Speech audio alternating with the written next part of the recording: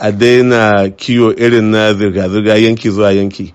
To kaga abubuwan da suka faru a jihar Ondo da Oyo da wasu jihohin yamma da kuma a jihohin kudu maso gabas da yamma maso arewa. To shi ya sa muka yi taro dama kafin taron dukkanmu mun yi wa mutanenmu bayani cewa za mu yi wani abu a kai musamman matasanmu da so kada a samu tashin hankali ko barkewar wani abin.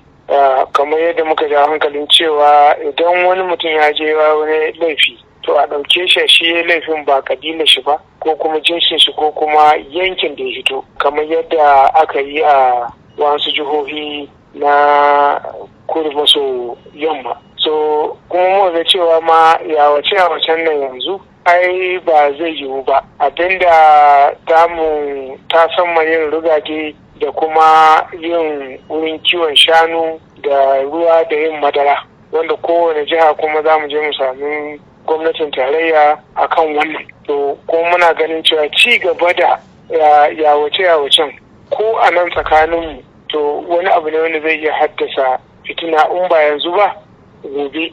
Jama'a suna kare yawa, dabbobin nan ma kare yawa suke yi, saboda haka dole ne a samu mafita kuma ba babban mafita illa a zama mutane musamman makiyaya a sama musu wurin kiwo da wurin ban ruwa da asibitoci da wurin da za su sai da madara da kuma inda za su sai da dabbobin in lokacin sai da dabbobin suke so su yi. Kuma da wannan kasan musamman a jihohin arewa akwai wuraren nan na kiwo da kuma wuraren madara musamman mu da nan Kaduna akwai, su ne ake so a farfado da su din zai sa su kansu makiyaya din da za su rika yawo daga wannan jiha zuwa da jiha. Amma gaskiya mun lura cewa wannan yawon lokaci ya wuce da shi inda ana so a samu zaman lafiya mai dorewa. To a yanzu ya za a yi ku shawo kan su waɗannan fulanin waɗanda kakanni sana'a da suka sani kenan kuma hanyar da suka sani kenan ta yin kiwon waɗannan dabbobin nasu? Ai ba wanda ya ce za a ba kiwo, ai ba a cewa kai za a ba kiwo ba. Kiwo za a ci gaba da kiwo.